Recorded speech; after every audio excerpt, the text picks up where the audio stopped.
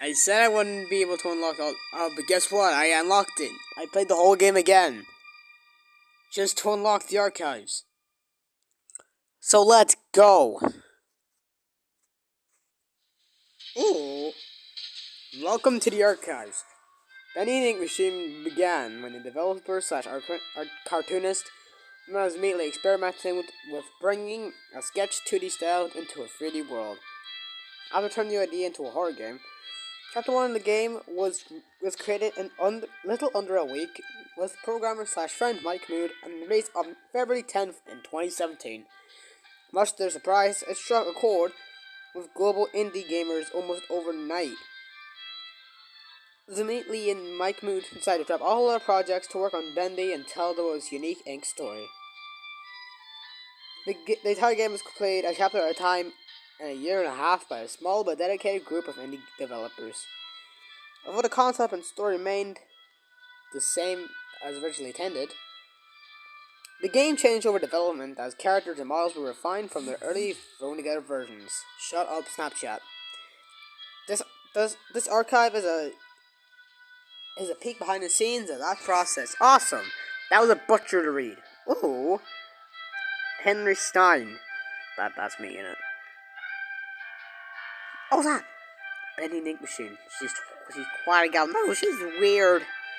Georgia Studios. That's awesome. Let's look here. What is this thing? This is terrible. Concept Bendy. This is the first version of Bendy ever modeled. In its earliest concepts, Bendy was much smaller and cuter, with a face that split open to reveal a terrifying mouth. Oh my god. Oh. Alpha Bendy. We all know this guy. Alpha Bendy. This is the original game use design of Ink Bendy from the earliest version of Chapter 1. It is jokingly referred to as a bird poop with a smile among the development team. Bird poop. It kind of tells a guy that, doesn't it? Oh, I remember this guy. Oh my god. Beta Bendy. This was Ink Bendy's form until the release of Chapter 4. At that time, the game received a major visual upgrade, and the title character got a new model as well. That is Ink Bendy. This dude is scary looking though.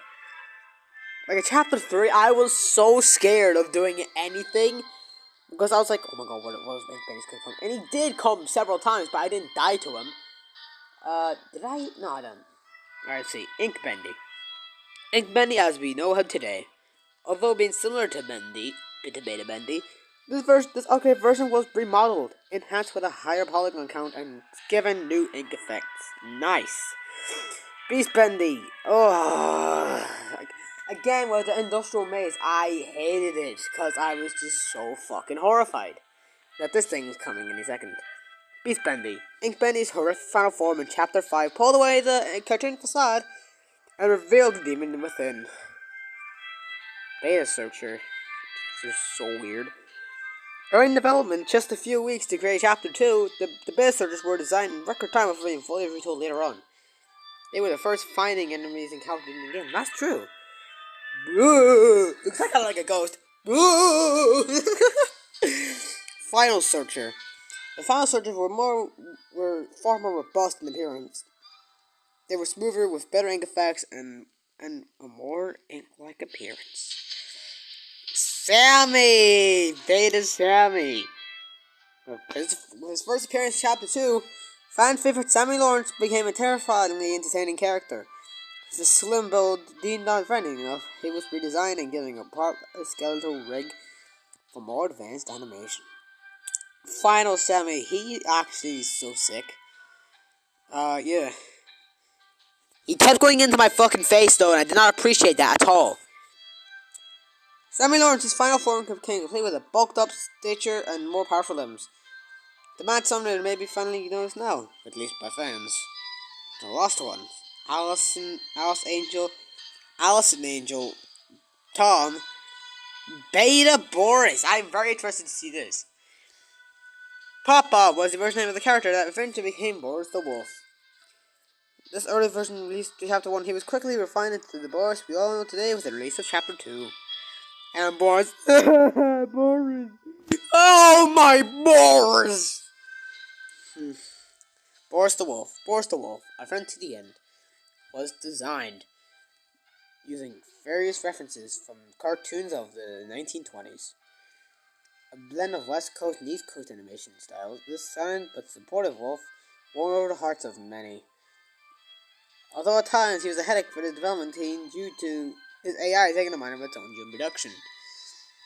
Brute Force. I was scared of this guy. Brute Force. Alice Angel's Monstrosity. Brute Force was one of the biggest prizes of Chapter 4.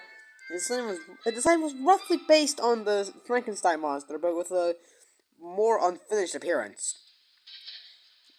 Alice took parts from within him and substituted his body. His body rapidly rejecting. There's a lot of stuff. Oh, the original ink machine.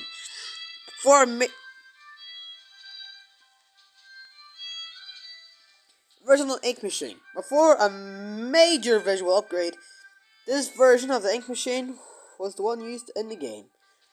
Much of this ink machine's iconic final design was translated into the final version. It pretty much entirely was translated, just like a little bit more like refined.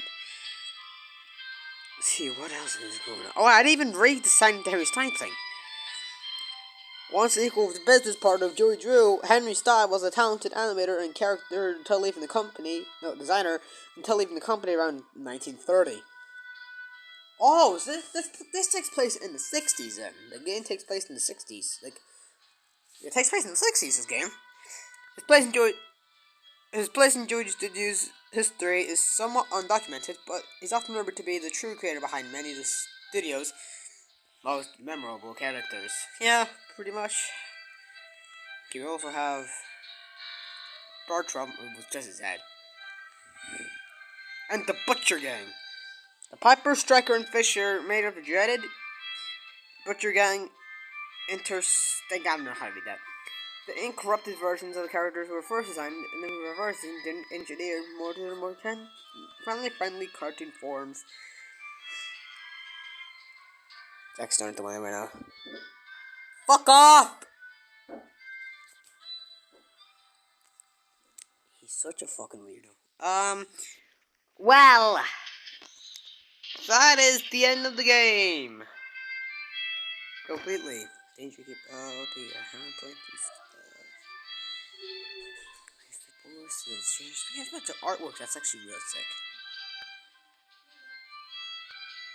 Yeah, that's pretty much this game. Yeah, bye-bye, boys.